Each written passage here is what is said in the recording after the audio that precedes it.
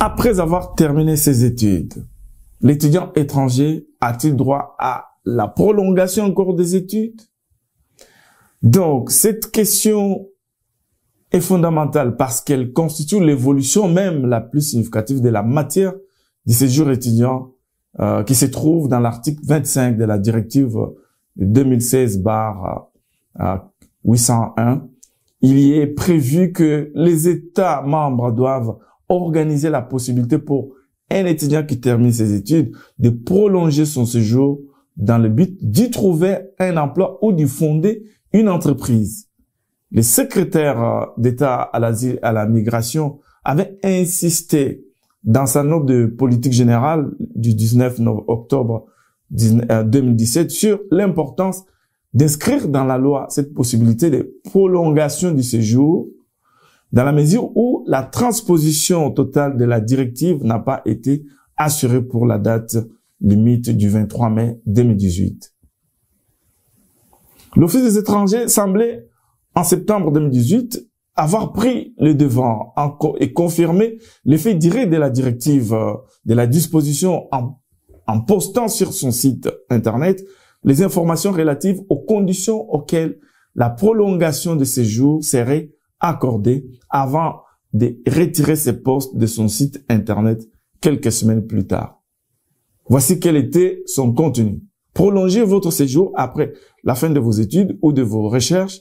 La directive 2016/801 du 11 mai 2016/801 relative aux conditions d'entrée et de séjour des ressortissants des pays tiers à des fins de recherche, d'études, de formation, de volontariat et de programmes d'échange d'élèves ou de projets éducatifs et de travail au pair n'est pas encore transposé en droit belge. Toutefois, l'article 25 étant directement applicable, l'Office des étrangers plutôt, vous informe que vous avez la possibilité de prolonger votre séjour après avoir terminé vos études ou vos recherches dans le but de chercher du travail ou de créer une entreprise. Les conditions sont les suivantes. Si vous avez terminé vos études, avoir obtenu un diplôme reconnu en Belgique durant l'année académique écoulée, niveau bachelier au minimum. Si vous avez terminé vos recherches, présentez la preuve que vos recherches sont terminées. Apportez la preuve que vous disposez des moyens de subsistance stables et suffisants pour subvenir à vos besoins. Par exemple, une attestation bancaire, des extraits de compte, etc. Le montant de référence est fixé à 8000 nets, c'est-à-dire le montant dont un étudiant doit disposer tous les mois, fois 12 mois. Ne pas tomber à charge de pouvoir public. Trouver un travail en concordance avec les niveaux des études ou des recherches que vous avez terminées. Après 3 mois, l'Office des étrangers peut vous demander d'établir que vous avez une réelle chance d'être embauché ou de lancer votre entreprise. Vous introduisez votre demande de changement de statut auprès du bourgmestre du lieu où vous résidez avant l'échéance de votre titre de séjour. Et conformément à l'article 9 bis de la loi du 15 décembre 1980, procédure temporaire dans l'attente de la transposition de la directive, vous présentez la preuve du paiement de la redevance 350 € ainsi que le diplôme que vous avez obtenu ou la preuve que vos recherches sont terminées.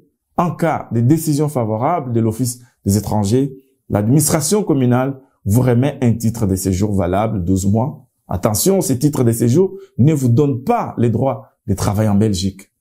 Tant la méthode que le contenu de cette publication soulève d'emblée des questions. En conclusion, si l'on peut se réjouir de cette nouvelle possibilité de prolongation de séjour, il faudra être particulièrement attentif à la manière dont elle sera effectivement mise en œuvre, en particulier eu égard aux écueils identifiés si haut, les droits de séjour pour étudiants étrangers étant déjà réservés à une minorité privilégiée, notamment parce qu'il engendre de nombreux frais. Il faudra s'assurer à l'avenir que ces droits soient encouragés par l'État belge et rencontre les ambitions de la directive qui indique que les étudiants étrangers constituent l'atout majeur de l'Union, la capitale, plutôt le capital humain, et assure une croissance intelligente, durable et inclusive et contribue de ce fait à la réalisation des objectifs de la stratégie Europe 2020.